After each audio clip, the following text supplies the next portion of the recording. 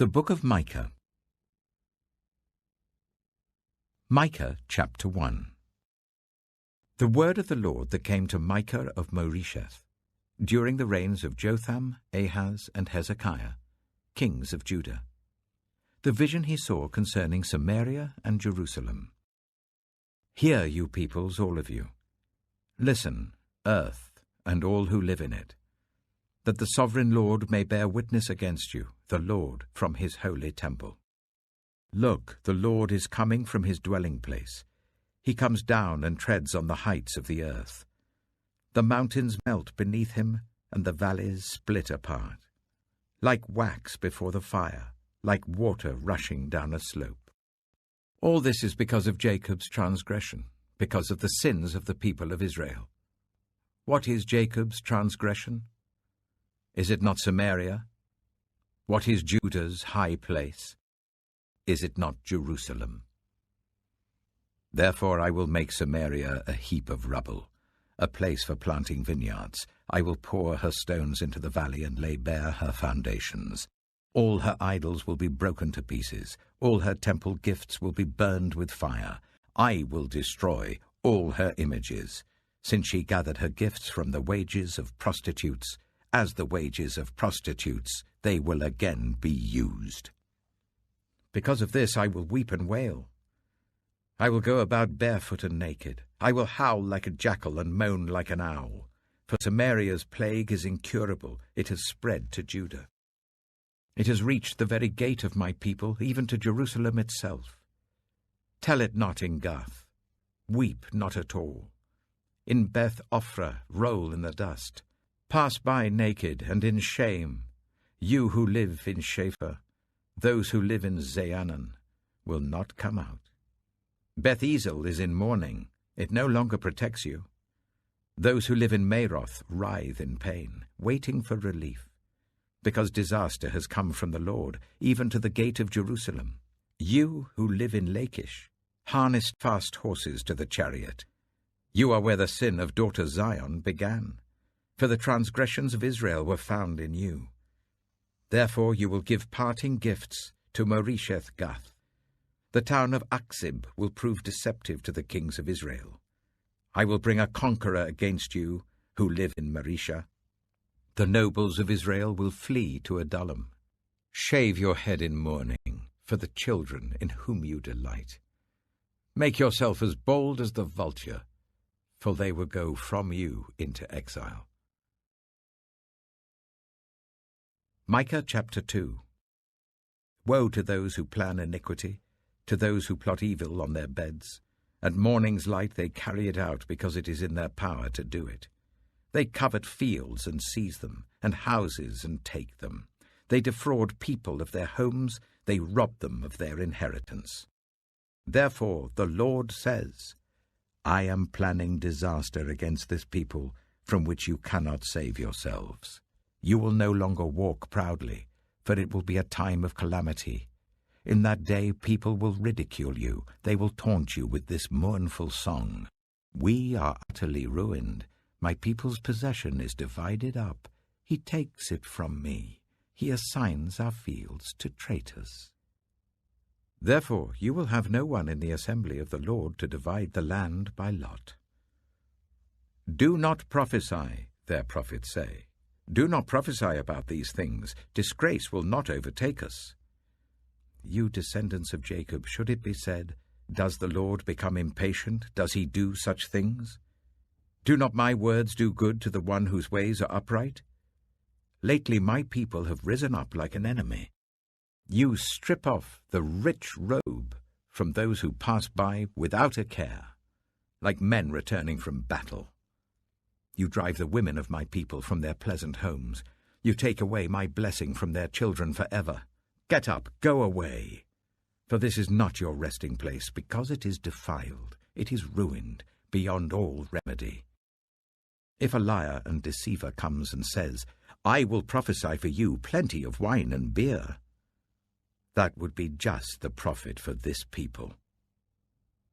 I will surely gather all of you, Jacob. I will surely bring together the remnant of Israel. I will bring them together like sheep in a sheepfold, like a flock in its pasture. The place will throng with people. The one who breaks open the way will go up before them. They will break through the gate and go out. Their king will pass through before them, the Lord at their head. Revelation chapter 13. The dragon stood on the shore of the sea, and I saw a beast coming out of the sea. It had 10 horns and 7 heads, with 10 crowns on its horns, and on each head a blasphemous name. The beast I saw resembled a leopard, but had feet like those of a bear, and a mouth like that of a lion. The dragon gave the beast his power and his throne, and great authority. One of the heads of the beast seemed to have had a fatal wound, but the fatal wound had been healed. The whole world was filled with wonder and followed the beast. People worshipped the dragon because he had given authority to the beast, and they also worshipped the beast and asked, "Who is like the beast? Who can wage war against it?" The beast was given a mouth to utter proud words and blasphemies, and to exercise its authority for 42 months. It opened its mouth to blaspheme God and to slander his name and his dwelling place and those who live in heaven. It was given power to wage war against God's holy people and to conquer them. And it was given authority over every tribe, people, language, and nation. All inhabitants of the earth will worship the beast. All whose names have not been written in the Lamb's book of life, the Lamb who was slain from the creation of the world.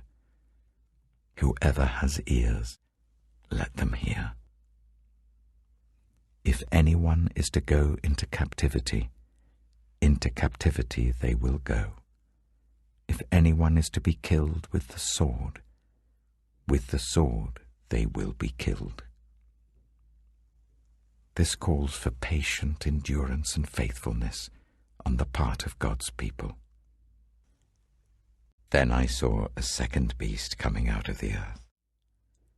It had 2 horns like a lamb, but it spoke like a dragon. It exercised all the authority of the first beast on its behalf, and made the earth and its inhabitants worship the first beast whose fatal wound had been healed. And it performed great signs, even causing fire to come down from heaven to the earth, in full view of the people. Because of the signs it was given power to perform on behalf of the first beast, it deceived the inhabitants of the earth. It ordered them to set up an image in honor of the beast who was wounded by the sword and yet lived. The second beast was given power to give breath to the image of the first beast, so that the image could speak and cause all who refused to worship the image to be killed. It also forced all people, great and small, rich and poor, free and slave, to receive a mark on their right hands or on their foreheads, so that they could not buy or sell unless they had the mark, which is the name of the beast or the number of its name. This calls for wisdom. Let the person who has insight calculate the number of the beast, for it is the number of a man. That number is 666. Psalm 143. Lord, hear my prayer. Listen to my cry for mercy. In your faithfulness and righteousness, come to my relief. Do not bring your servant into judgment, for no one living is righteous before you. The enemy pursues me, he crushes me to the ground. He makes me dwell in the darkness like those long dead. So my spirit grows faint within me, my heart within me is dismayed. I remember the days of long ago. I meditate on all your works. works and consider what your hands have done. I spread out my hands to you. I thirst for you like a parched land. Answer me quickly, Lord. My spirit fails. Do not hide your face from me, or I will be like those who go down to the pit. Let the morning bring me word of your unfailing love, for I have put my trust in you. Show me the way I should go, for to you I entrust my life. Rescue me from my enemies, Lord, for I hide myself in you. Teach me to do your will, for you are my God. May your good spirit lead me on level ground. For your name's sake, Lord, preserve my life. In your righteousness, bring me out of trouble. In your unfailing love, silence my enemies. Destroy all my foes, for I am your servant. Proverbs chapter 30. The sayings of Agur, son of Jacob, an inspired utterance. This man's utterance to Ithiel. I am weary, God, but I can prevail. Surely I am only a brute, not a man. I do not have human understanding. I have not learned wisdom, nor have I attained to the knowledge of the Holy One.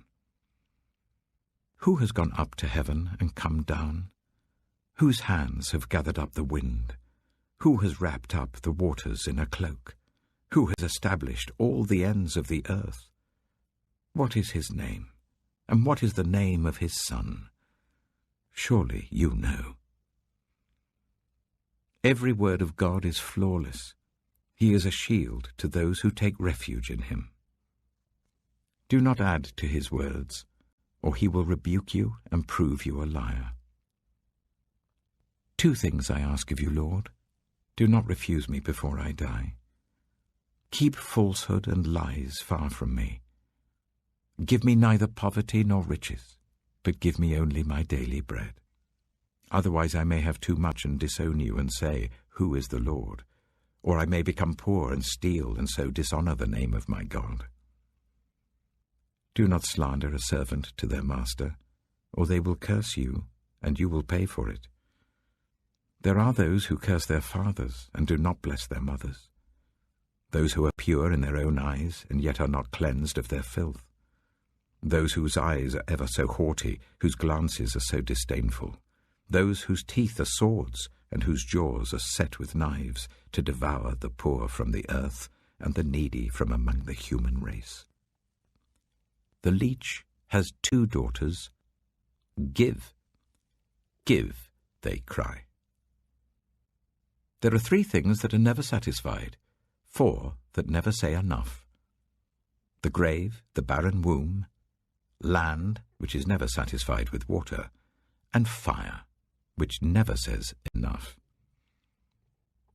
The eye that mocks a father, that scorns an aged mother, will be pecked out by the ravens of the valley, will be eaten by the vultures.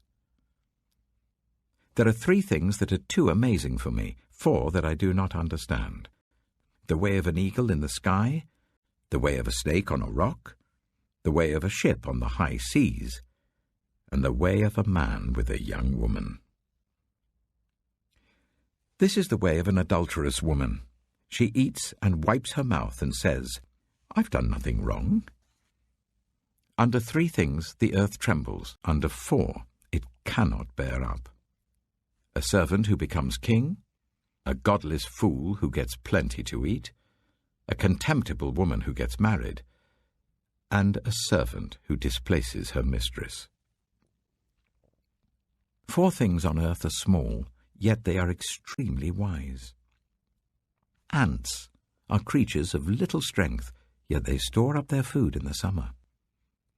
Hyraxes are creatures of little power, yet they make their home in the crags. Locusts have no king, yet they advance together in ranks. A lizard can be caught with the hand, yet it is found in kings' palaces. There are 3 things that are stately in their stride, 4 that move with stately bearing. a lion, mighty among beasts, who retreats before nothing, a strutting cock, a he-goat, and a king, secure against revolt. If you play the fool and exalt yourself, or if you plan evil, clap your hand over your mouth.